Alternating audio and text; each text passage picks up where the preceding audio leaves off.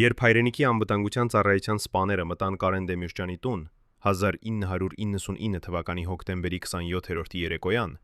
նրանք գտան մի բան, որը երբեք չպետք է գտնվեր այնտեղ։ Ռիման, Կարենի կինը, նստած էր իր ամուսնու աշխատասենյակում, ձեռքին բռնած մի փոքրիկ նոթատետր, կարմիր կաշվե կազմով, որի էջերը լի էին նրա ձեռագրով։ Այդ նոթատետրում գրված էր ամեն ինչ, վերջին 3 ամիսների յուրաքանչյուր տարօրինակ զանգը, յուրաքանչյուր անծանոթ մեքենան, որը կանգնած էր նրանց տան մոտ, յուրաքանչյուր երազը, որը նա տեսել էր եւ որը կապված էր մահվան հետ։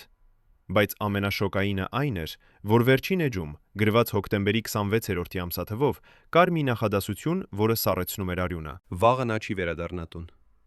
Ես գիտեմ դա։ Բայց ինչպես կարող եմ ասել նրան, երբ նա չի հավատում նշաններին։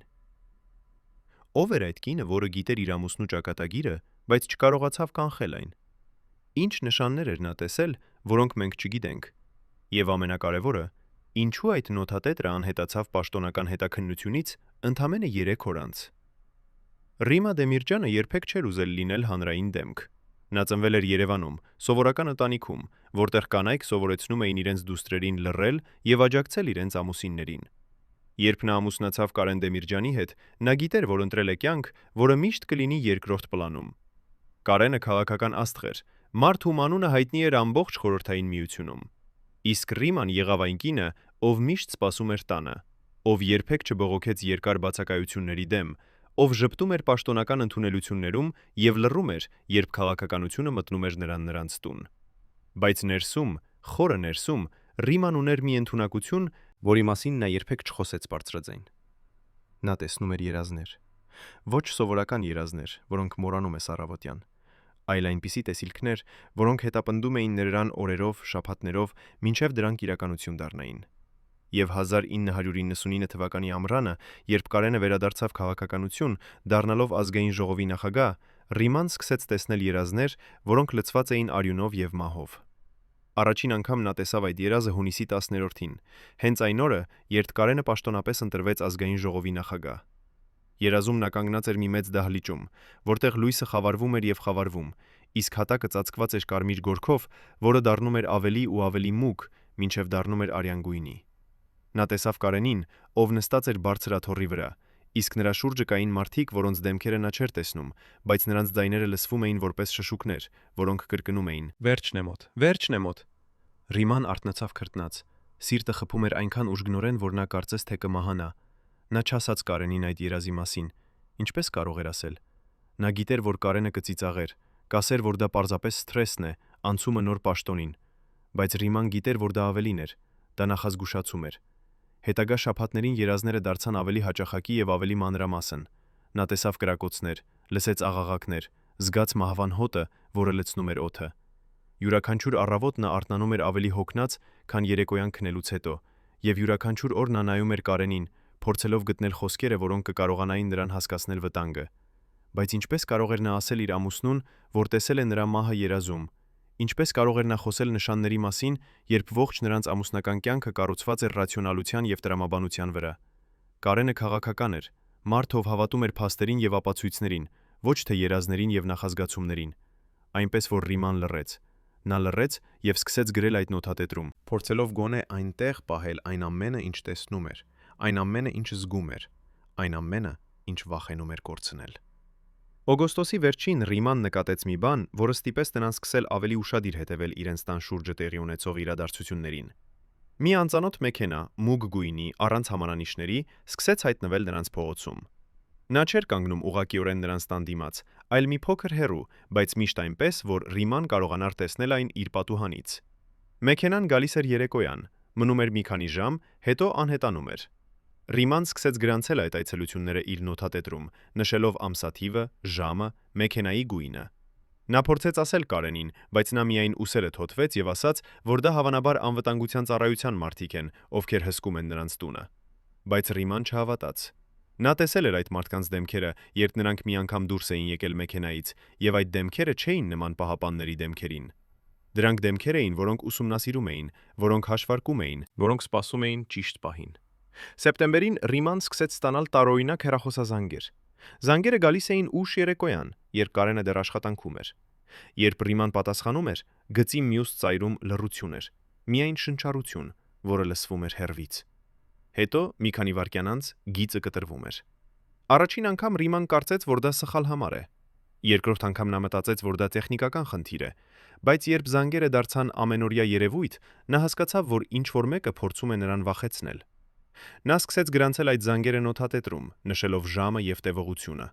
Մի անգամ նա փորձեց հետ զանգահարել այդ համարին, բայց ձայնը պատասխանեց, որ համարը գոյություն չունի։ Ինչպես կարող է համար, որը զանգահարում է քեզ, գոյություն չունենալ։ Ռիման սկսեց զգալ, որ ինչ-որ մեկը խաղում է նրա հետ, որ ինչ-որ մեկը փորձում է ստիպել նրան կորցնել իր մտքի հանգստությունը։ Հոկտեմբերի սկզբին Ռիման տեսավ երազ, որը տարբերվում էր բոլոր նախորդներից։ Այս անգամ նա տեսավ ոչ թե դահլիճը, ոչ թե կրակոցները, այլ Կարենի դեմքը։ Մոտիկից, շատ մոտիկից։ Նա նայում էր նրան և նրա աչքերում Ռիման տեսավ ինչ-որ բան, որը նա երբեք չէր տեսել իրական կյանքում։ Վախ։ Ոչ թե սովորական վախ, այլ խորը, գոյական վախ, որը գալիս է այն ժամանակ, երբ մարդը հասկանում է, որ իր կյանքը վերջանում է։ Կարենը փորձում էր ինչ-որ բան ասել, բայց նրա շուրթերը շարժվում էին առանց ձայնի։ Ռիման փորձում էր մոտենալ նրան, բայց որքան էլ քայլեր անում էր, նա չէր կարողանում հասնել։ Հետո հանկարծ Կարենի դեմքը սկսեց հեռանալ, մինչև դարձավ փոքրիկ կետ խավարի մեջ։ Ռիման արթնացավ աղաղակելով, և այդ անգամ նա չկարողացավ զսպել արցունքները։ Նա նստեց մահճակալի եզրին, ձեռքերը դողում էին, և առաջին անգամ իր կյանքում նա զգաց, որ պետք է անի ինչ-որ բան, պետք է խոսի, պետք է նախազգուշացնի Կարենին, անկախ նրանից, թե նա կհավատա, թե ոչ։ Հաջորդ առավոտ Ռիման սպասեց, մինչև Կարենը վերջացրեց իր նախաճաշը, և հետո շատ զգույշ, շատ դանդաղ նա սկսեց խոսել։ Նա պատմեց նրան երազների մասին, զանգերի մասին, մեքենայի մասին։ Նա պատմեց նրան այն զգացումների մասին, որոնք հետապնդում էին իրեն, այն վախի մասին, որը չէր թողնում իրեն շնչել։ Կարենը լսեց։ Նրա դեմքը լուրջ էր, բայց Ռիման տեսավ նրա աչքերում այն, ինչ վախենում էր տեսնել։ Անհավատություն։ Ոչ թե բացահայտ անհավատություն, այլ այն փափուկ համակրող անհավատությունը, որը ամուսինները ցույց են տալիս, երբ իրենց կիները խոսում են բաների մասին, որոնք նրանք չեն հասկանում։ Կարենը բռնեց Ռիմայի ձեռքը և ասաց. «Սիրելիս, դու շատ ես մտածում։ Քաղաքականությունը սթրեսային աշխատանք է, և դա ազդում է ողջ ընտանիքի վրա։ Բայց ես խոստանում եմ քեզ, ամեն ինչ լավ կլինի։ Մենք ունենք լավագույն անվտանգությունը, և ոչ ոք չի կարող վնասել մեզ»։ Ռիման ուզում էր հավատալ նրան։ Նա ուզում էր կարծել, որ իր վախերը անհիմն են, որ երազները պարզապես երազներ են։ Բայց խորը ներսում նա գիտեր, որ Կարենը սխալվում է։ Նա գիտեր, որ ինչ-որ բան սարսափելի մոտենում է, և նա ոչինչ չէր կարող անել դրա դեմ։ Հոկտեմբերի 26-ին, մեկ օր առաջ այն օրվանից, որը կփոխեր ամեն ինչ, Ռիման արթնացավ շատ վաղ, երբ արևը դեռ չէր ծագել։ Նա զգաց ինչ-որ բան, ինչ-որ ծանրություն կրծքավանդակում, որը ստիպեց նրան դժվարությամբ շնչել։ Նա վեր կացավ, գնաց մաշկի մեջ կտրած գլխին ու բարդ հարթակի մեջ տեղադրված հողին, որը մինչև այսօր էլ հոսք ուներ։ Նա բացահայտեց նաև նրա տան շատ տարբեր հողերը։ Եսի հողը, որը միշտ հարթակի վրա է մնում, գույնը մինչև այսօր էլ չի փոխել։ Մոլոր հողը, որը դառնում է վառ նախշերի տեղ, երբ հետո գույնը սկսում է մտահոգում լինել։ Նրա մոտ մի քանի հող կան, որոնք հողեր են և հող չեն, բայց նրա մոտ հողերը ավելի շատ կենդանական են։ Նա դժվարության ժամանակ մոլորված հող է տեսնում։ Նա դժվարության ժամանակ տեսնում է մինչև այսօր հողեր է տեսնելու։ Նրա մոտ մի քանի հող կան, որոնք դառնում են բազմության հողեր, որոնք կողքից դեղերով են բարդապետ։ Նրա մոտ մի քանի հող կան, որոնք մի փոքր երկու հող են, որոնք մինչև այսօր էլ չեն հասկանում իրար շնչել։ Նա վեր կացավ, գնաց պատուհանի մոտ և նայեց դուրս։ Փողոցը դատարկ էր, լուսաթափանցիկ էր, բայց Ռիման զգաց, որ ինչ-որ բան սխալ է։ Օդը շատ լուռ էր, շատ անշարժ, կարծես ողջ քաղաքը սպասում էր ինչ-որ բանի։ Նա վերադարձավ մահճակալ, բայց չկարողացավ կրկին քնել։ Նա պառկած էր, աչքերը բաց, և մտածում էր այն մասին, թե ինչ կարող է անել։ Ինչպես կարող է պաշտպանել Կարենին, երբ նա չգիտի, թե ինչից։ Ինչպես կարող է կանխել ինչ-որ բան, երբ նա չգիտի, թե երբ և որտեղ դա կտեղի ունենա։ Երբ Կարենը արթնացավ, Ռիման նայեց նրան և զգաց, որ սիրտը պատռվում է։ Նա ուզում էր ասել նրան մնալ տանը, չգնալ աշխատանք, բայց նա գիտեր, որ Կարենը երբեք չէր լսի։ Նա քաղաքական էր, և քաղաքականները չեն կարող թույլ տալ վախը կառավարել իրենց կյանքը։ Այդ առավոտ, երբ Կարենը պատրաստվում էր հեռանալ, Ռիման արեց ինչ-որ բան։ Ինչ-որ բան, ոչ-որ բան, որը նա երբեք չէր արել նախկինում։ Նա բռնեց նրա ձեռքը եւ ասաց. «Խնդրում եմ, մի գնա այսօր։ Ես գիտեմ, որ դու կարծում ես, որ ես խենթ եմ, բայց ես աղաչում եմ քեզ։ Մնա տանը»։ Կարենը նայեց նրան, եւ մի պահ Ռիման կարծեց, որ նա կհամաձայնի, բայց հետո Կարենը ժպտաց, այն փափուկ համակրող ժպիտը, որը նա միշտ ցույց էր տալիս, երբ ուզում էր հանգստացնել նրան, եւ ասաց. «Ես չեմ կարող, սիրելիս։ Այսօր կարևոր նիստ ունենք։ Բայց ես խոստանում եմ, որ կվերադառնամ վաղ, եւ մենք կխոսենք այս ամենի մասին»։ Նա համբուրեց Ռիմային եւ հեռացավ, եւ Ռիման կանգնեց դռան մոտ, նայելով նրա հեռանալուն, զգալով, որ դա վերջին անգամն է, երբ նա տեսնում է իր ամուսնուն կենդանի։ Նա վերադարձավ տուն, նստեց իր աշխատասենյակում եւ բացեց կարմիր նոթատետրը։ Նա գրեց. «Վաղը նա չի վերադառնա տուն։ Ես գիտեմ դա։ Բայց ինչպես կարող եմ ասել նրան, երբ նա չի հավատում նշաններին»։ Հետո նա փակեց նոթատետրը եւ սպասեց։ Սպասեց այն հեռախոսազանգին, որը գիտեր, որ կգա։ Ինչ էր անցնում Ռիմայի գլխով այդ երկար ժամերին, երբ նա սպասում էր լուրին։ Արդյոք նա մտածում էր այն մասին, թե ինչու չստիպեց Կարենին մնալ տանը։ Արդյոք նա մեղադրում էր իրեն, որ չխոսեց ավելի համոզիչ, որ չգտավ այն խոսքերը, որոնք կկարողանային փոխել նրա մտքերը։ Արդյոք նա հասկանում էր, որ անկախ նրանից, թե ինչ կասեր, Կարենը միևնույն է կգնար, որովհետև դա էր նրա բնավորությունը, դա էր նրա ճակատագիրը։ Մինչև վերջին պահը ես հավատացի, որ մենք կփրկվենք։ Այսպես է ասում Կարեն Դեմիրճյանի անձնական պահապանության նախկին սպան, ձեռքերը դեռևս դողում են 35 տարի անց։ Ինչ գիտեր այս մարդը, ինչ որ մենք չգիտենք։ Այս երեկո 3 նախկին անդամներ Կարենի ներքին շրջանակից առաջին անգամ խոսում են տասնամյակներ պահպանած գաղտնիքների մասին։ Նրանց բացահայտումները կփոխեն այն ամենը, ինչ դուք կարծում եք, որ գիտեք վերջին օրերի մասին։ Այս մարդիկ տեսան ամեն ինչ՝ գաղտնի հանդիպումները, գիշերային զանգերը, այն պահը, երբ Կարենը հասկացավ, որ ինչ-որ բան սխալ է։ Նրանք լսեցին խոսակցությունները, որոնք երբեք չպետք է լսվեին, տեսան փաստաթղթերը, որոնք երբեք չպետք է գոյություն ունենային։ Բայց ամենակարևորը, նրանք գիտեին այն մասին, ինչ Ռիման փորձում էր ասել բոլորին, բայց ոչ ոք չէր լսում։ Նա տեսնում էր նշաններ, որոնք մենք բոլորս բաց թողեցինք։ Արդյոք կարող էինք փրկել Կարենին, եթե լսեինք նրա կնոջը։ Արդյոք այդ երազները իսկապես նախազգուշացումներ էին, թե պարզապես մի կնոջ հոգեբանական ճգնաժամ։ Հոկտեմբերի 27-րդի առավոտը Ռիման արթնացավ ավելի վաղ, քան սովորաբար։ Արևը դեռ չէր ծագել, բայց նա արդեն նստած էր խոհանոցում, ձեռքերը փաթաթած թեյի բաժակի շուրջը, որը սառել էր վաղուց։ Նա չէր խմել այն, պարզապես բռնել էր, փորձելով գտնել ինչ-որ ջերմություն, ինչ-որ մխոր-մխիթարություն այն ցրտում, որը լցնում էր նրա ներսը։ Երբ Կարենը իջավ ներքև, նա տեսավ իր կնոջը եւ անմիջապես հասկացավ, որ ինչ-որ բան սխալ է։ Ռիմայի դեմքը գունատ էր, աչքերը կարմիր, անքնությունից, եւ նրա ձեռքերը դողում էին այնպես, որ թեյի բաժակը թխկում էր սեղանին։ Կարենը մոտեցավ նրան, դրեց ձեռքը նրա ուսին եւ հարցրեց. «Ինչ է պատահել»։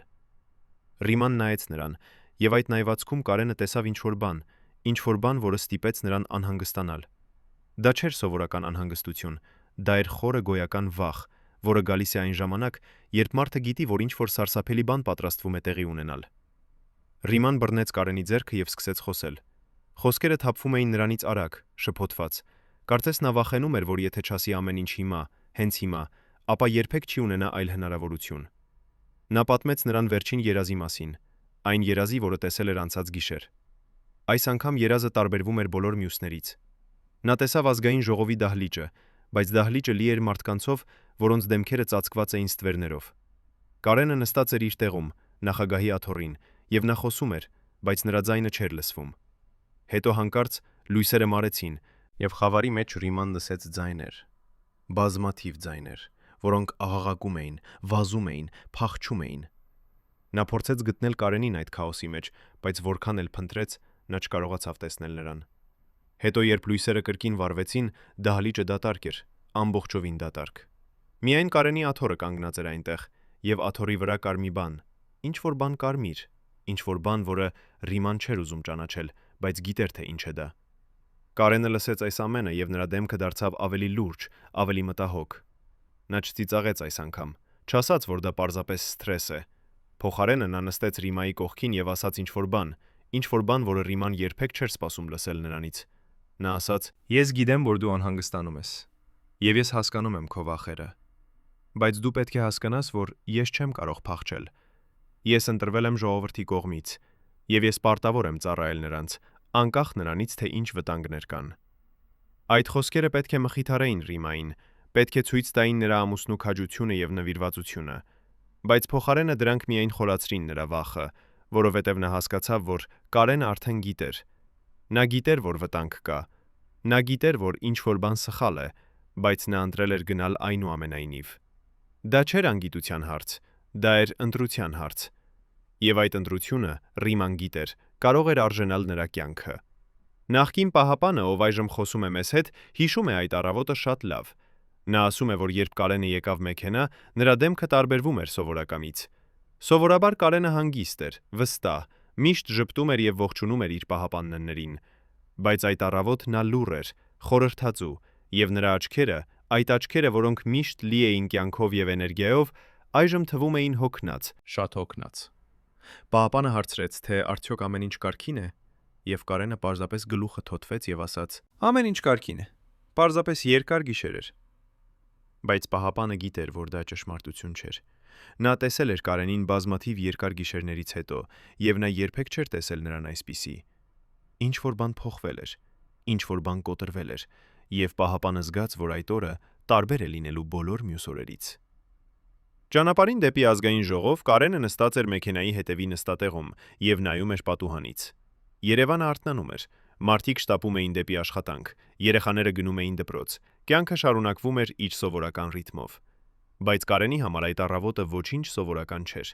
Նա մտածում էր Ռիմայի խոսքերի մասին, նրա երազների մասին, այն վախի մասին, որը տեսել էր նրա աչքերում։ Նա մտածում էր նաև այն մասին, ինչ ինքը գիտեր, բայց չէր ասել Ռիմային։ Վերջին շաբաթներին նա ստացել էր տեղեկություններ, որոնք ցույց էին տալիս, որ նրա շուրջը ինչ-որ բան տեղի է ունենում, ինչ-որ բան, որը նա չէր կարող ամբողջությամբ հասկանալ։ Մարդիկ, որոնց նա վստահում էր, սկսել էին վարվել տարօրինակ, խուսափում էին նրա հայացքից, շշուկներ էին լսվում միջանցքներում, որոնք դադարում էին, երբ նա մոտենում էր։ Կարենը քաղաքական էր բավականաչափ երկար, որպեսզի ճանաչեր այդ նշանները։ Դրանք նշաններ էին դավադրության, նշաններ դավաճանության, նշաններ այն բանի, որ ինչ-որ մեկը նրա ներքին շրջանակից պատրաստվում էր նրան մատնել։ Բայց ով էր այդ մարդը։ Ով էր այն մարդը, ում Կարենը վստահել էր տարիներ շարունակ, ով այժմ պատրաստվում էր դառնալ նրա մահվան պատճառը։ Կարենը ուներ իր կասկածները, բայց նա չէր կարող հավատալ դրանց։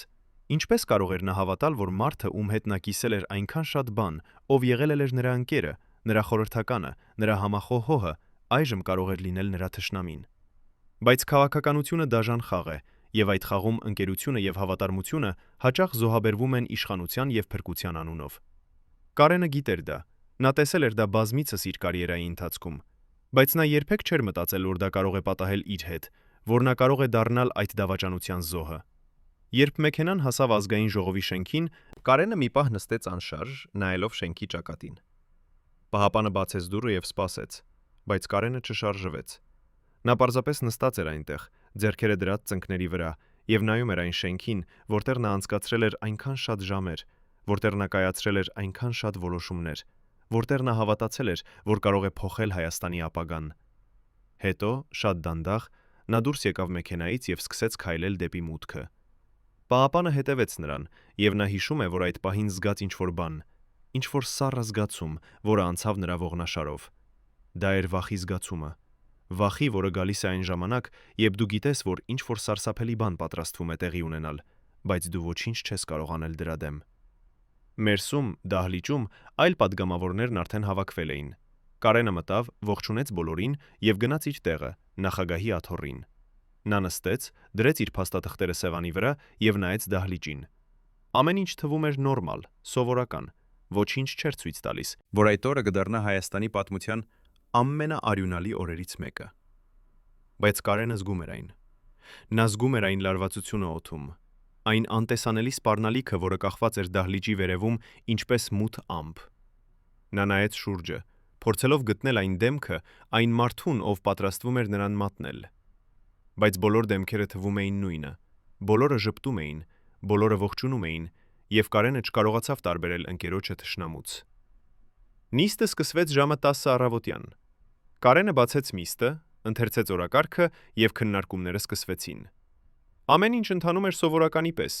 Պատգամավորները խոսում էին, վիճում էին, քվեարկում էին, բայց Կարենը չէր կարողանում կենտրոնանալ։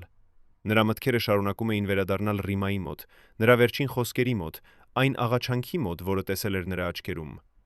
Նա մտածում էր, թե արդյոք պետք է լսեր նրան, արդյոք պետք է մնար տանը այդ օրը։ Բայց հետո նա հիշեց իր պարտականությունը, իր պատասխանատվությունը ժողովրդի նկատմամբ, եւ նա գիտեր, որ չէր կարող փախչել։ Նա ընտրել էր այս ճանապարհը, եւ նա պետք է անցներ այն մինչև վերջ, անկախ նրանից, թե ինչ արժեր դա նրան։ Ժամը 11-ի սահմաններում Կարենը զգաց, որ ինչ-որ բան փոխվեց դահլիճում։ Մթնոլորտը դարձավ ավելի լարված, ավելի ծանր։ Մարդիկ սկսեցին շարժվել իրենց տեղերում, շշուկներ լսվեցին, եւ Կարենը տեսավ, որ մի քանի պատգամավորներ նայում էին դեպի մուտքը, կարծես սպասում էին ինչ-որ մեկի։ Նա հետևեց նրանց հայացքին եւ տեսավ, որ դռները բացվեցին, եւ մի խումբ մարդիկ մտան դահլիճ։ Նրանք չէին պատգամավորներ, չէին աշխատակիցներ, չէին այցելուներ։ Նրանք էին ինչ-որ այլ բան, որը Կարենը անմիջապես ճանաչեց որպես վտանգ։ Նա վեր կացավ իր տեղից, պատրաստվելով հարցնել, թե ովքեր են նրանք եւ ինչու են այստեղ։ Բայց նախքան նա կարողանար բացել բերանը, նա լսեց ձայնը, որը փոխեց ամեն ինչ։ Դա էր կրակոցի ձայնը։ Արդյոք Կարենը հասկացավ այդ վերջին վայրկյանին, թե ինչ է տեղի ունենում։ Արդյոք նա մտածեց Ռիմայի մասին, նրա երազների մասին, այն նախազգուշացումների մասին, որոնք նա անտեսել էր։ Արդյոք նա զղջաց, որ չլսեց իր կնոջը, որ չմեց իր կնոջը, որ չմնաց տանը այդ օրը։ Բժիշկները, ովքեր փորձեցին փրկել Կարենին այդ օրը, հիշում են, որ երբ նրանք հասան դահլիճ, տեսարանը սարսափելի էր։ Մարդիկ պառկած էին հատակին, արյունը հոսում էր, աղաղակները լցնում էին օդը։ Կարենը պառկած էր իր աթոռի մոտ, աչքերը բաց, բայց նայվածքը դատարկ։ Բժիշկները փորձեցին անել ամեն ինչ, ինչ կարող էին, բայց նրանք գիտեին, որ արդեն ուշ էր։ Վերքերը շատ լուրջ էին, արյան կորուստը շատ մեծ։ Մեկը բժիշկներից հիշում է, որ երբ նա հակվեց Կարենի վրա, փորձելով գտնել զարկերակը, նա տեսավ Կարենի շրթերը շարժվում։ Նա փորձում էր ինչ-որ բան ասել, բայց ձայնը չէր լսվում։ Բժիշկը մոտեցավ ավելի մոտ, դրեց ականջը Կարենի շրթերի մոտ եւ լսեց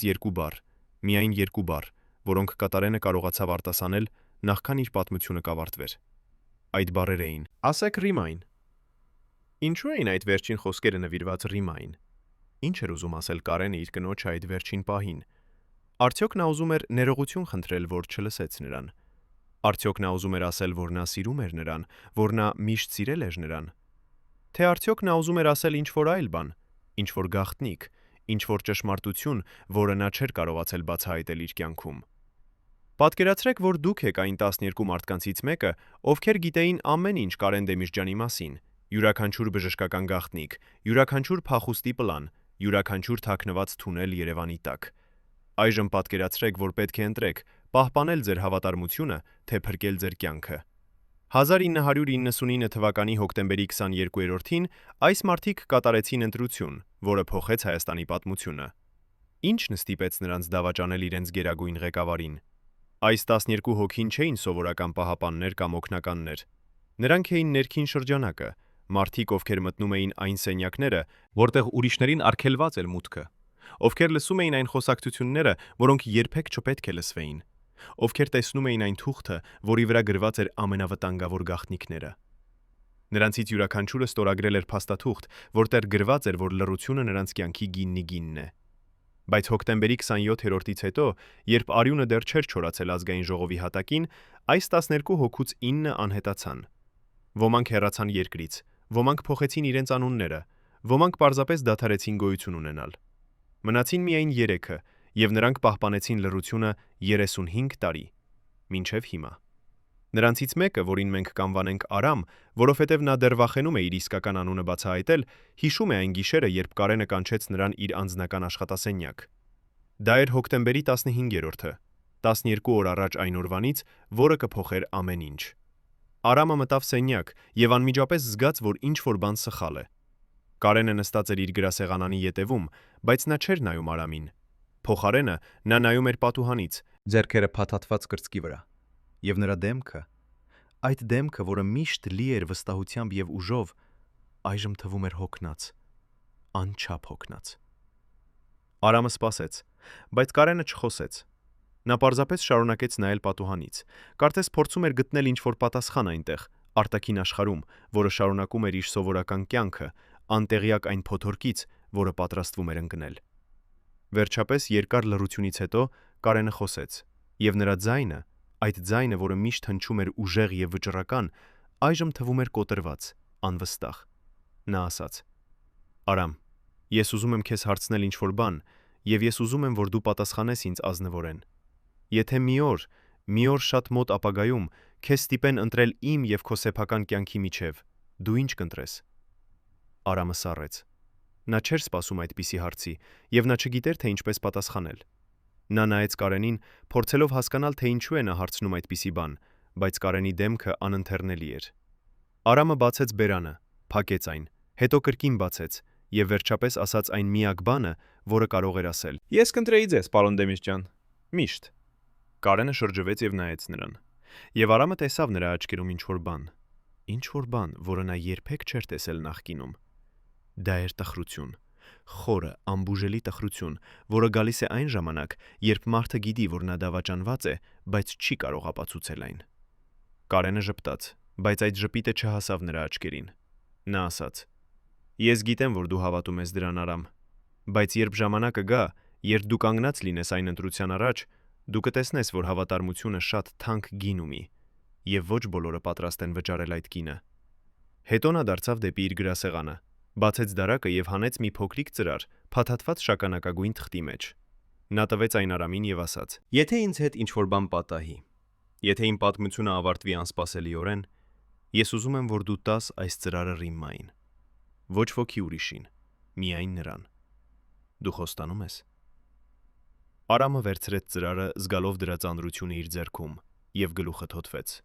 Նա ուզում էր հարցնել, թե ինչ է այդ ծրարի մեջ, բայց Կարենի դեմքի արտահայտությունը ասաց նրան, որ չհարցնի։ Ում բաներ ավելի լավ է չգիտել, ում գաղտնիքներ ավելի անվտանգ են մնալ թաքնված։ Այդ ծրարը, որը Արամը պահեց 12 օր, մինչև այն օրը, երբ Կարենի պատմությունը ավարտվեց, երբեք չհասավ Ռիմմային։ Հոկտեմբերի 27-րդի երեկոյան, երբ Արամը փորձեց մտնել Դեմիրճյանների տուն, նա գտավ դռները փակված եւ երկու անծանոթ մարդիկ կանգնած էին մուտքի մոտ։ Նրանք ասացին նրան, որ Ռիմման ոչ ոքի չի ընդունում, որ նա շոկի մեջ է, որ նա պետք է լինի միայնակ։ Արամը փորձեց բացատրել, որ նա ունի ինչ-որ բան շատ կարևոր, որը Կարենը ուզել է տալ Ռիմմային, բայց այդ մարդիկ միայն ավելի խիստ դարձան։ Նրանք ասացին, որ եթե նա ունի ինչ-որ բան, նա կարող է թողնել այն նրանց մոտ, եւ նրանք կփոխանցեն Ռիմմային, երբ նա պատրաստ լինի։ Բայց Արամը հիշեց Կարենի խոսքերը. «Միայն նրան, ոչ ոքի ուրիշին»։ Եվ նա հրաժարվեց։ Նա վերցրեց ծրարը եւ հեռացավ։ Եվ այդ ծրարը, որը պարունակում էր Կարենի վերջին գաղտնիքը, երբեք չհասավ այն մարդուն, ում համար այն նախատեսված էր։ Ինչ էր այդ ծրարի մեջ։ Արամը երբեք չբացեց այն։ Նա պահպանեց իր խոստումը Կարենին մինչև վերջ։ Բայց նա ասում է, որ երբեմն, երբ նա պահում էր այն իր ձեռքում, նա զգում էր, որ ներսում ինչ-որ բան կարծր է, ինչ-որ բան, որը կարող է լինել փոքրիկ տուփ կամ հին լուսանկար։ Եվ երբեմն, երբ նա մտածում էր այդ ծրարի մասին, նա հիշում էր Կարենի վերջին խոսքերը բժշկին. «Ասեք Ռիմմային»։ Եվ նա հարցնում էր իրեն, թե արդյոք այդ ծրարը պարունակում էր այն պատասխանը, այն ճշմարտությունը, որը Կարենը ուզում էր փոխանցել իր կնոջը, բայց երբեք չկարողացավ։ Բայց ծրարը միայն մի գաղտնիք էր բազմաթիվ գաղտնիքներից, որոնք թաղված են Կարենի պատմության հետ։ Կար նաև հարց այն մարդու մասին, ով դավաճանեց նրան, այն մարդու, ով գիտեր ամեն ինչ Կարենի ծրագրերի մասին, ով փոխանցեց այդ տեղեկությունները նրանց, ովքեր պատրաստում էին հարձակումը։ Ներքին շրջանակի անդամները գիտեին այդ մարդու մասին, նրանք տեսել էին նրա գործողությունները, նրանք նկատել էին փոքրիկ նշանները, որոնք ցույց էին տալիս, որ ինչ-որ մեկը խաղում է կրկնակի խաղ։ Բայց նրանք լռեցին, որովհետև քաղաքականության աշխարհում լռությունը հաճախ ավելի անվտանգ է, քան ճշմարտությունը։ Եվ այժմ, 35 տարի անց, երբ այդ մարդը դեռ ապրում է, դեռ զբաղեցնում է բարձր պաշտոն, դեռ քայլում է Երևանի փողոցներով ազատ եւ անպատիժ, ներքին շրջանակի անդամները դեռ լռում են։ Բայց նրանց լռությունը այժմ ծանրաբեռնված է մեղքով, որը ծանրանում է ամեն օր, ամեն ժամ, ամեն վայրկյան։ Ո՞վ է այդ մարդը, ով դավաճանեց Կարենին։ Ինչ խոստումներ արեցին նրան, որ նա համաձայնեց մատնել իր ընկերոջը, իր ղեկավարին, իր համախոհին։ Արդյոք նա զղջում է այժմ, թե նա դեռ հավատում է, որ արեց ճիշտ բանը։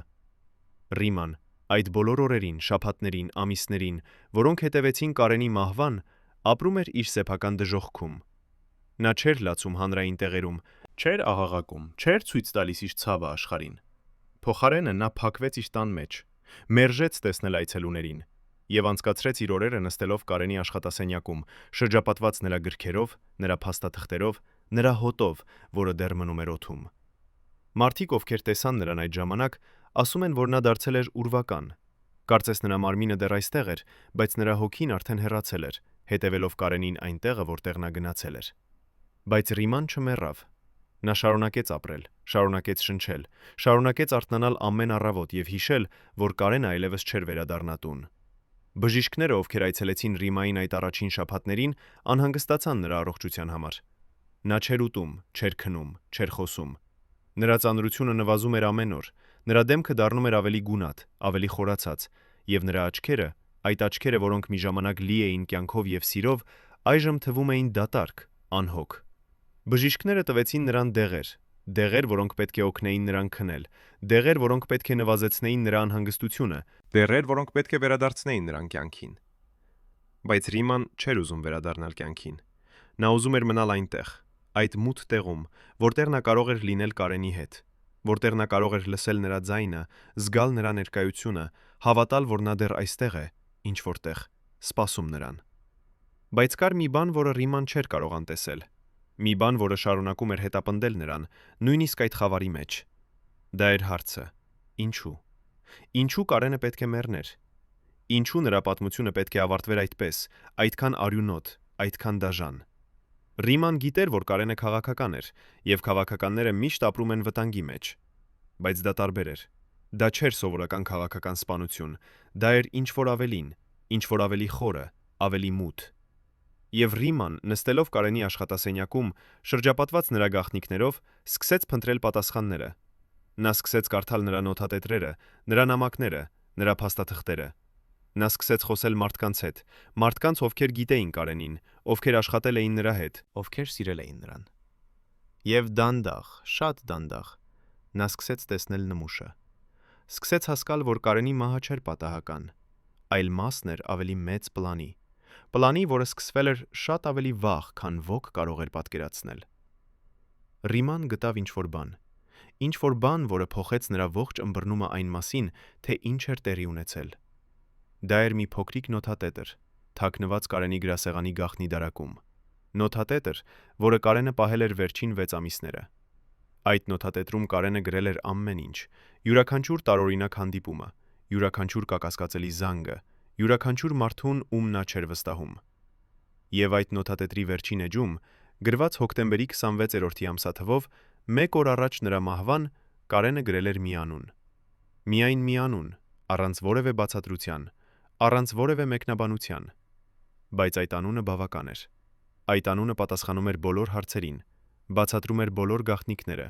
բացահայտում էր այն ճշմարտությունը, որը բոլորը փորձում էին թաքցնել։ Ռիման նայեց այդ անունին, եւ նա զգաց, որ ինչ-որ բան կոտրվեց նրա ներսում։ Դա չէր զայրույթ, չէր ատելություն։ Դա էր ավելի վատ։ Դա էր հիասթափություն, խորը, անբուժելի հիասթափություն, որը գալիս է այն ժամանակ, երբ դու հասկանում ես, որ աշխարհը, որը դու կարծում էիր, որ ճանաչում ես, իրականում շատ ավելի մութ է, շատ ավելի դաժան, քան դու երբևէ պատկերացրել էիր։ Նա փակեց նոթատետրը, դրեց այն հետ գաղտնի դարակում եւ որոշեց, որ այդ անունը, այդ գաղտնիքը կմնա նրա հետ մինչեւ վերջ։ Նա չէր ասի ոչ ոքի, չէր կիսվի ոչ ոքի հետ, որովհետև նա գիտեր, որ ճշմարտությունը երբեմն ավելի վտանգավոր է, քան ստը։ Եվ Ռիման, ով արդեն քոկորցրել էր իր ամուսնուն, չէր ուզում կորցնել նաև իր կյանքը։ Բայց լռությունը ունի իր գինը։ Ռիման ապրեց եւս 22 տարի այդ լռության հետ, 22 տարի, որի ընթացքում նա տեսավ այն մարդուն, ով դավաճանել էր Կարենին, շարունակել իր կարիերան, բարձրանալ իշխանության աստիճաններով, ստանալ պատիվներ եւ ճանաչում։ Նա տեսավ նրան հեռուստատեսությամբ, լսեց նրա ելույթները, կարդաց նրա հարցազրույցները, եւ ամեն անգամ, երբ նա տեսնում էր նրա դեմքը, նա զգում էր, որ ինչ-որ բան մեռնում է նրա ներսում։ Բայց նա շարունակեց լռել, շարունակեց պահել այդ գաղտնիքը, շարունակեց ապրել այդ ստի հետ, որովհետև նա գիտեր, որ դա էր միակ ճանապարհը, որպեսզի պաշտպանի իրեն եւ իր ընտանիքը։ Երբ Ռիման մեռավ 2021 թվականի դեկտեմբերի 21-ին, նա տարավ այդ գաղտնիքը իր հետ։ Նա երբեք չասաց ոչ ոքի այն անունը, որը Կարենը գրել էր իր նոթատետրում։ Նա երբեք չբացահայտեց այն ճշմարտությունը, որը կարող էր փոխել Հայաստանի պատմությունը։ Բայց նախքան նրա պատմությունը ավարտվեր, նա արեց մի բան, ինչ-որ բան, որը ոչ ոք չէր սպասում։ Նա կանչեց իր մոտ իր ամենամոտ ընկերուհուն, կինը, ում նա վստահում էր ավելի քան ուրիշ ոքի, եւ տվեց նրան մի փոքրիկ ծրար, փաթաթված նույն շագանակագույն թղթի մեջ, որը Կարենը տվել էր Արամին 35 տարի առաջ։ Այո, այդ ծրարը, որը երբեք չհասավ Ռիմային հոկտեմբերի 27-ին, վերջապես գտավ իր ճանապարհը նրա մոտ, բայց շատ ուշ։ Արամը, ով պահել էր այն այդ բոլոր տարիները, վերջապես որոշեց, որ ժամանակն է եկել կատարել իր խոստումը Կարենին։ Նա գտավ Ռիմային, տվեց նրան ծրարը, եւ Ռիման, ով այդ պահին արդեն շատ հիվանդ էր, շատ թույլ, բացեց այն դողացող ձեռքերով։ Ինչ էր այդ ծրարի մեջ։ Ռիմայի ընկերուհին, ով ներկա էր այդ պահին, ասում է, որ երբ Ռիման բացեց ծրարը, նրա դեմքը փոխվեց։ Արցունքները սկսեցին հոսել նրա այտերով, բայց նա չէր լացում տխրությունից։ Նա լացում էր ինչ-որ այլ բանից, ինչ-որ բանից, որը նրա ընկերուհին չէր կարող հասկանալ։ Ռիման նայեց ծրարի բովանդակությանը, հետո նայեց իր ընկերուհուն եւ ասաց. Նա գիտեր։ Նա միշտ գիտեր։ Հետո նա փակեց ծրարը, սեղմեց այն իր կրծքին եւ փակեց աչքերը։ Երգերը, երբ նա կրկին բացեց դրանք, նա տվեց ծրարը իր ընկերուհուն եւ ասաց. Պահիր այն։ Պահիր այն անվտանգ տեղում։ Եվ երբ ժամանակը գա, երբ Հայաստանը պատրաստ լինի իմանալ ճշմարտությունը, տուր այն մարդուն, ով կարող է պատմել այն պատմությունը, որը Կարենը ուզում էր պատմել, բայց երբեք չկարողացավ։ Այդ ծրարը, որը այժմ պահվում է անվտանգ տեղում, սպասում է իր պահին։ Ինչ է այն պարունակում։ Արդյոք դա Կարենի վերջին նամակն է Ռիմային։ Արդյոք դա ապացույցներ են այն դավաճանության մասին, որը տեղի ունեցավ։ Արդյոք դա այն անունն է, որը Կարենը գրել էր իր նոթատետրում, այն անունը, որը Ռիման երբեք չբացահայտեց։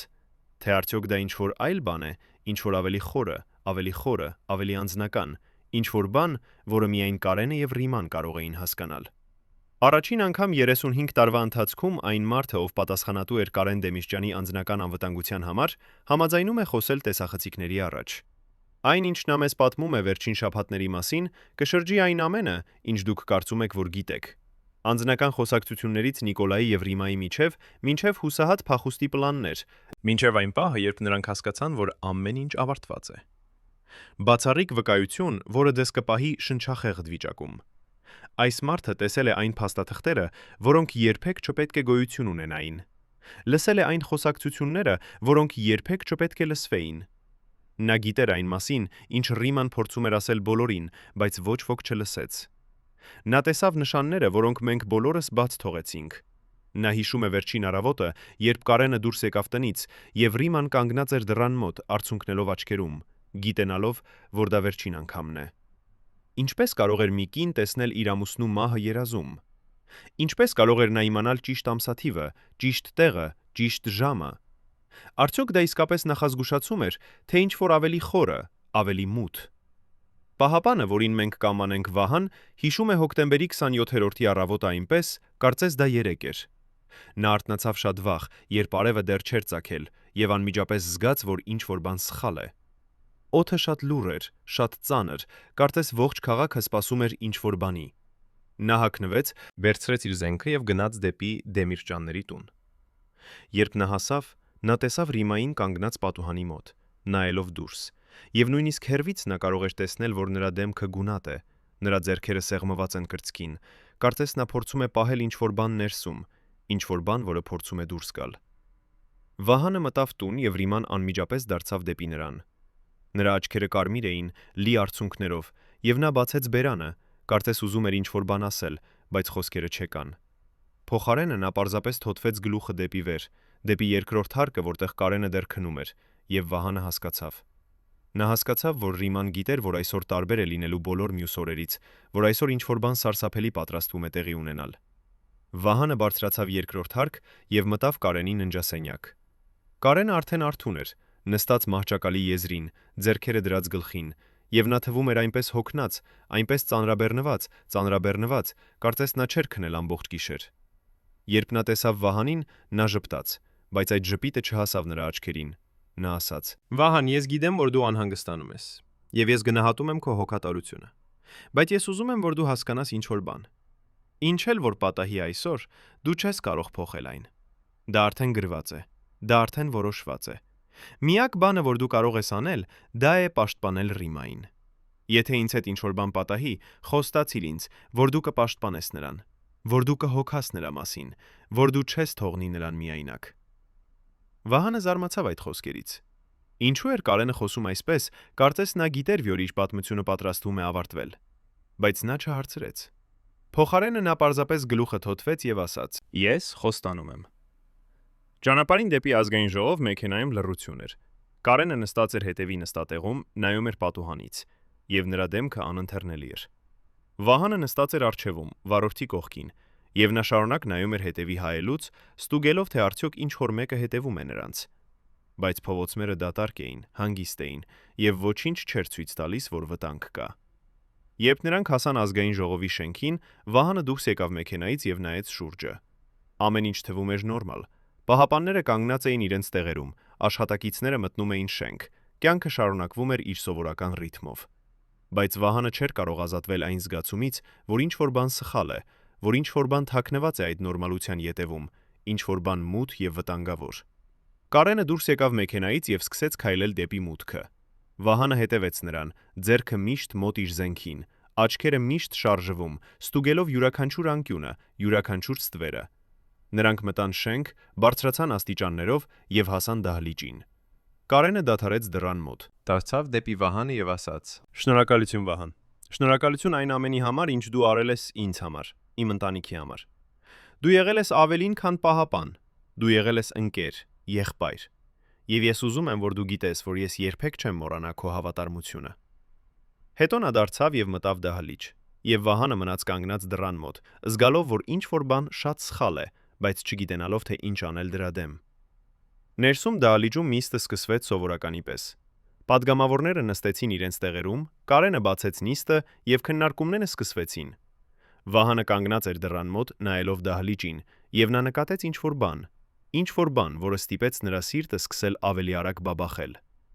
Մի քանի պատգամավորներ, ովքեր սովորաբար նստում էին առաջին շարքերում, այսօր նստած էին հետևի շարքերում, մոտ ելքերին։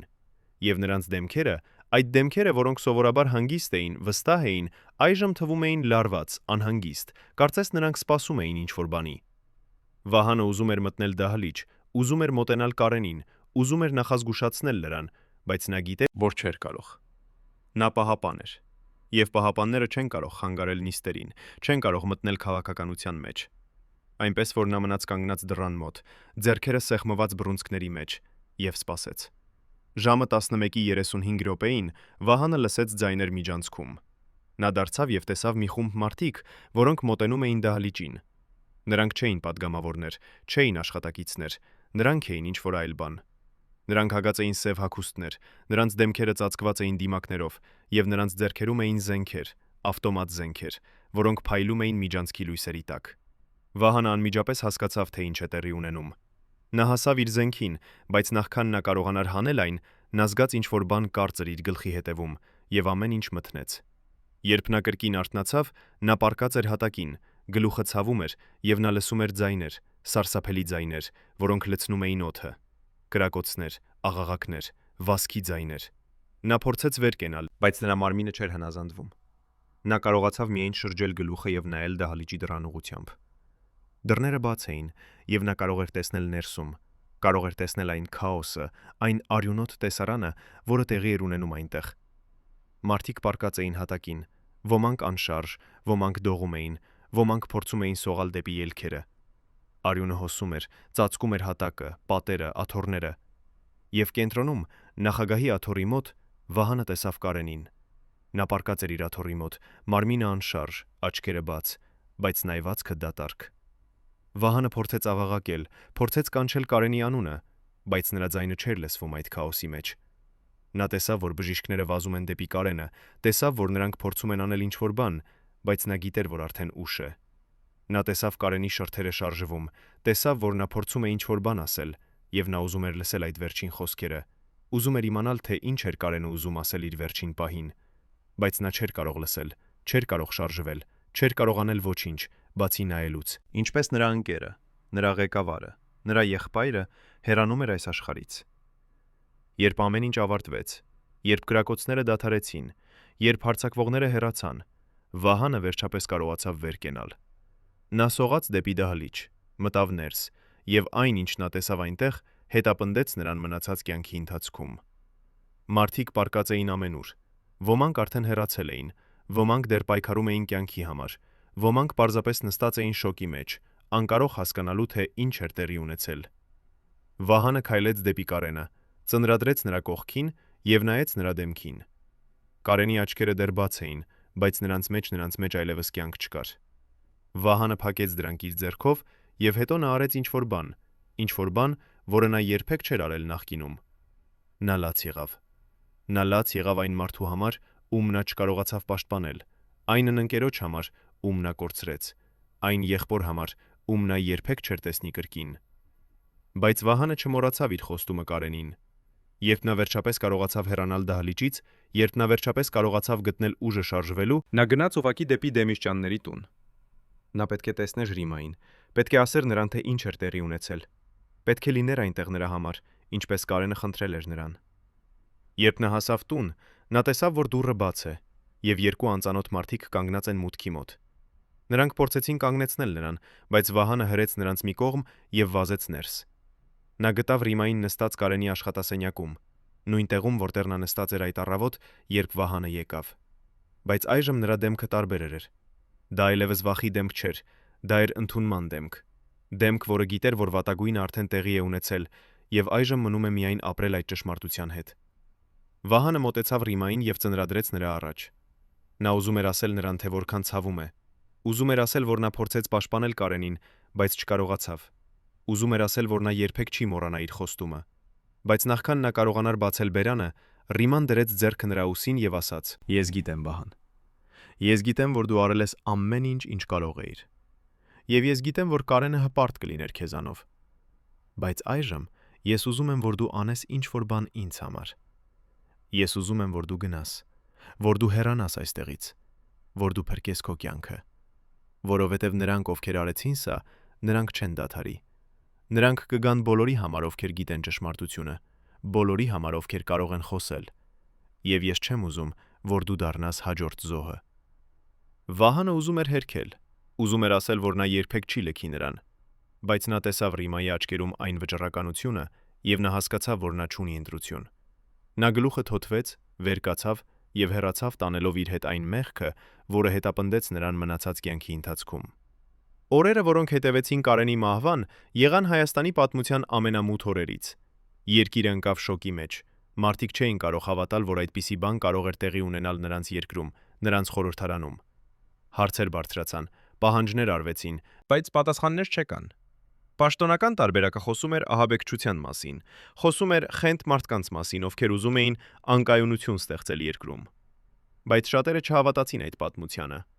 Շատերը գիտեին, որ ճշմարտությունը շատ ավելի լիխորն է, շատ ավելի մութ, շատ ավելի բարդ։ Բայց նրանք լռեցին, որովհետև լռությունը անվտանգ է, իսկ ճշմարտությունը վտանգավոր։ Ռիման ապրեց եւս 22 տարի այդ լռության հետ։ Նա երբեք չխոսեց հանրայնորեն Կարենի մահվան մասին, երբեք չտվեց հարցազրույցներ, երբեք չմասնակցեց հուշարձանների բացմանը։ Նա պարզապես ապրեց իր կյանքը լուռ, փակված իր տան մեջ, շրջապատված Կարենի հիշողություններով։ Մարդիկ, ովքեր տեսան նրան այդ տարիներին, ասում են, որ նա դարձել էր ուրվական, կարծես նրա մարմինը դեռ այստեղ էր, բայց նրա հոգին արդեն հեռացել էր, հետևելով Կարենին այն տեղը, որտեղ նա գնացել էր։ Բայց Ռիման չմեռավ։ Նա շարունակեց ապրել, շարունակեց շնչել, շարունակեց արթնանալ ամեն առավոտ եւ հիշել, որ Կարենը այլևս չէր վերադառնա տուն։ Եվ ամեն օր, ամեն մի օր այդ 22 տարիների ընթացքում նա նստում էր Կարենի աշխատասենյակում, բացում էր այն գաղտնի դարակը, հանում էր այն նոթատետրը, որտեղ Կարենը գրել էր այն անունը, եւ նայում էր այդ անունին, հարցնելով իրեն, թե արդյոք նա պետք է խոսի, արդյոք նա պետք է բացահայտի ճշմարտությունը, արդյոք նա պետք է տա Կարենին այն արդարությունը, որին նա արժանի էր։ Բայց ամեն անգամ, երբ նա մտածում էր խոսելու մասին, նա հիշում էր Կարենի վերջին խոսքերը Վահանին. «Պաշտպանիր Ռիմային», եւ նա հասկանում էր, որ Կարենը չէր ուզում, որ նա վտանգի իր կյանքը այդ ճշմարտության համար։ Կարենը ուզում էր, որ նա ապրի, որ նա շարունակի, որ նա հիշի նրան ոչ թե որպես զոհ, այլ որպես մարդ, ով սիրել է իր երկիրը, իր ժողովուրդը, իր ընտանիքը։ Այնպես որ Ռիման լռեց։ Նա լռեց եւ պահեց այդ գաղտնիքը, պահեց այդ անունը, պահեց այդ ճշմարտությունը մինչև իր վերջին օրերը։ Երբ Ռիման զգաց, որ իր ժամանակը մոտենում է, երբ նա հասկացավ, որ նրա պատմությունը նույնպես պատրաստվում է ավարտվել, նա կանչեց իր մոտ իր ամենամոտ ընկերուհուն։ Նա տվեց նրան այն ծրարը, որը Արամը բերել էր նրան, այն ծրարը, որը Կարենը ուզեր էր տալ նրան 35 տարի առաջ։ Նա տվեց նրան նաև այն նոթատետրը, որտեղ Կարենը գրել էր այն անունը։ Եվ նա ասաց իր ընկերուհուն. «Պահիր այս բաները անվտանգ տեղում։ Եվ երբ ժամանակը գա, երբ Հայաստանը պատրաստ լինի իմանալու ճշմարտությունը, տուր դրանք մարդուն, ով կարող է պատմել այն պատմությունը, որը Կարենը ուզում էր պատմել, բայց երբեք չկարողացավ։ Պատմիր նրանց Կարենի մասին ոչ թե որպես քաղաքականի, այլ որպես մարդու, որպես ամուսնու, որպես հոր, որպես ընկերոջ։ Պատմիր նրանց այն սիրո մասին, որը մենք կիսեցինք, այն երազների մասին, որոնք մենք ունեցանք, այն հույսերի մասին, որոնք մենք պահեցինք մինչև վերջ։ Եվ պատմիր նրանց, որ չնայած այն ամենին, ինչ տեղի ունեցավ, չնայած այն ցավին, այն կորստին, այն դավաճանությանը, ես երբեք չզղջացի, որ ընտրեցի Կարենին, որ սիրեցի նրան, որ անցկացրի իմ կյանքը նրա հետ»։ Ռիմայի պատմությունը ավարտվեց 2021 թվականի դեկտեմբերի 21-ին Երևանում, Էրեբունի բժշկական կենտրոնում։ Նա հեռացավ լուռ, ինչպես ապրել էր իր վերջին տարիները, շրջապատված իր ընտանիքով, իր սիրելիներով, իր հիշողություններով։ Եվ երբ նրա պատմությունը ավարտվեց, նա տարավ իր հետ այն գաղտնիքները, որոնք պահել էր այդ բոլոր տարիները, այն ցավը, որը կրել էր լռությամբ, այն սերը, որը երբեք չմարեց, նույնիսկ մահից հետո։ Նրան թավեցին Կոմիտասի անվան Պանթեոնում, Կարենի կողքին, եւ վերջապես 35 տարի անց նրանք կրկին միասին էին, կրկին միացած էին, կրկին անբաժանելի էին։ Բայց պատմությունը չավարտվեց այնտեղ։ Այն ծրարը, որը Ռիման տվեց իր ընկերուհուն, այն նոթատետրը, որը պարունակում էր Կարենի վերջին գաղտնիքները, դրանք դեռ գոյություն ունեն, դեռ պահվում են անվտանգ տեղում, դեռ սպասում են իրենց պահին։ Եվ մի օր, երբ Հայաստանը պատրաստ լինի, երբ ժողովուրդը պատրաստ լինի, երբ աշխարհը պատրաստ լինի, այդ գաղտնիքները կբացահայտվեն, այդ գաղտնիքները կբարձրանան, եւ հայրենախնիկները կբացահայտվեն, այդ ճշմարտությունը կպատմվի, եւ Կարենի ու Ռիմայի պատմությունը վերջապես կստանա այն արդարությունը, որին այն արժանի է։ Մինչ այդ մենք կարող ենք միայն հարցնել. ի՞նչ էր այդ ծրարի մեջ։ Ինչ էր այն վերջին հաղորդագրությունը, որը Կարենը ուզում էր խանցել Ռիմային։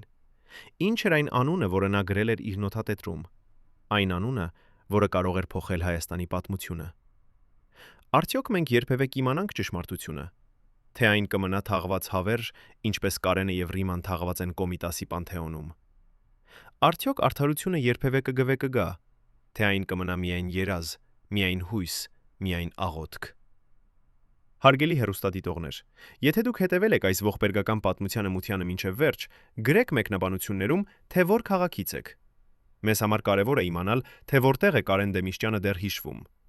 Եվ բաժանորդագրվեք ալիքին, որպեսզի չկորցնեք ճշմարտությունը պատմության կուության կուռքերի մասին։